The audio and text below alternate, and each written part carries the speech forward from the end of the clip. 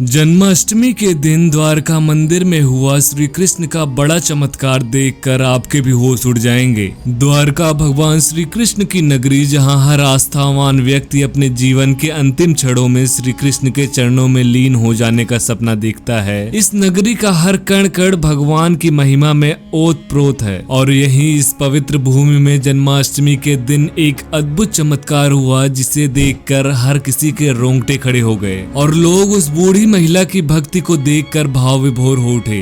तो चलिए आज की घटना को शुरू करते हैं। उससे पहले श्री कृष्ण के सच्चे भक्त कमेंट बॉक्स में जय श्री कृष्ण लिखना ना भूलें। यह कहानी है वृंदा की, एक साधारण महिला जिसने अपने जीवन के हर क्षण को श्री कृष्ण की भक्ति में समर्पित कर दिया था। वृंदा का जीवन सरल और शांत था, जब तक कि एक दिन उसका जीवन पूरी तरह से बदल नहीं गया। वृंदा का विवाह बहुत कम उम्र में हो गया था। वह अपने पति से बहुत प्रेम करती थी और उसके साथ अपने जीवन को खुशहाल बनाने का सपना देखा था। लेकिन जैसे जैसे समय बीतता गया, पति का व्यवहार बदलने लगा। उसका प्रेम धीरे धीरे कम हो गया और एक दिन पति ने वृंदा को छोड़ दिया। वह किसी दूसरी औरत के लिए वृंदा को त्याग कर चला गया और वृंदा की दुनिया बिखर गई। पति के जाने के बाद वृंदा के पास कुछ भी शेष नहीं था। वह अकेली, असहाय और टूटी हुई थी। लेकिन उसी समय उसने अपने जीवन की दशा को पूरी तरह से बदल दिया। उसने अपने सारे दुख और दर्द को श्री कृष्ण के चरणों में समर्पित कर दिया। धीरे धीरे वह अपने सारे दुखों से उबरने लगी और उसकी भक्ति और भी गहरी हो गई। वृंदा ने अपनी सारी जिंदगी श्री कृष्ण की सेवा में लगा दी। वह दिन रात मंदिर में जाकर पूजा करती, भजन गाती और भगवान के चरणों में बैठकर अपने सारे दुखों को भूल जाती। उसके लिए श्री कृष्ण ही सब कुछ थे। वह भगवान के मूरत में अपना जीवन देखती थी और उसी से उसे संतोष मिलता था। वृंदा ने अपने जीवन के कई साल इसी तरह बिताए। वह हर रोज मंदिर जाती, वहां घंटों बैठी रहती।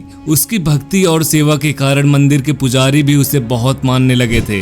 वृंदा ने अपनी जिंदगी के सभी सुखों और दुखों को भगवान के चरणों में अर्पित कर दिया था और वह पूरी तरह से संतुष्ट थी। लेकिन समय के साथ वृंदा की उम्र बढ़ने लगी और उसका शरीर कमजोर हो गया। अब वह ठीक से चल नहीं पाती थी, फिर भी उसने अपनी भक्ति में कोई कमी नहीं आने दी। वह किसी भी तरह से खुद को मंदिर तक खींच कर ले जाती और वहां बैठकर भगवान के दर्शन करती थी। मंदिर के पुजारी हरिदास, जो वृंदा के सेवा और भक्ति से प्रभावित थे, उसकी देखभाल करने लगे। हरिदास ने उन्हें मंदिर में एक छोटा सा कोना दे दिया, जहां वह आराम से बैठकर भगवान की आराधना करती थी। आखिरकार वह शुभ दिन भी आ गया जब भगवान श्री कृष्ण का जन्मोत्सव मनाया जा रहा था। पूरा द्वारका शहर इस पर्व में डूबा हुआ था। मंदिर को भव्य रूप से सजाया गया और हर रोज भजन कीर्तन गूंज रही थी। जन्माष्टमी की रात द्वारका में हर साल की तरह विशेष रूप से मनाई जा रही थी। भक्तों की भारी भीड़ मंदिर में उमड़ पड़ी और हर कोई भगवान के जन्म का उत्सव मनाने के लिए बेसब्री से इंतजार कर रहा था। वृंदा, जो अब लगभग असहाय हो चुकी थी,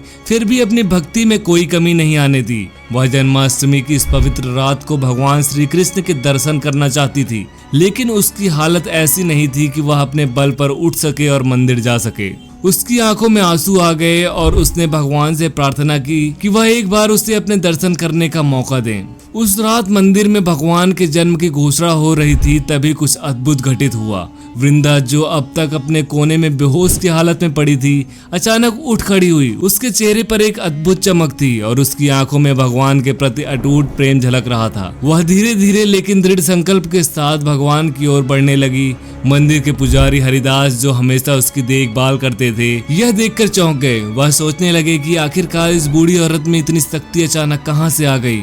वृंदा धीरे धीरे भगवान के चरणों तक पहुंची और वहां जाकर उसने अपने मस्तक को उनके चरणों में रख दिया। उसने अपने थके हुए हाथों से भगवान के चरणों को छुआ और उसी क्षण उसकी आत्मा भगवान में विलीन हो गई। वृंदा ने अपनी अंतिम सांस भगवान के चरणों में ली और उस क्षण मंदिर में एक अद्भुत प्रकाश फैल गया। हरिदास और अन्य भक्तों ने इस दृश्य को देखकर समझ लिया कि भगवान ने स्वयं अपने भक्त को अपने चरणों में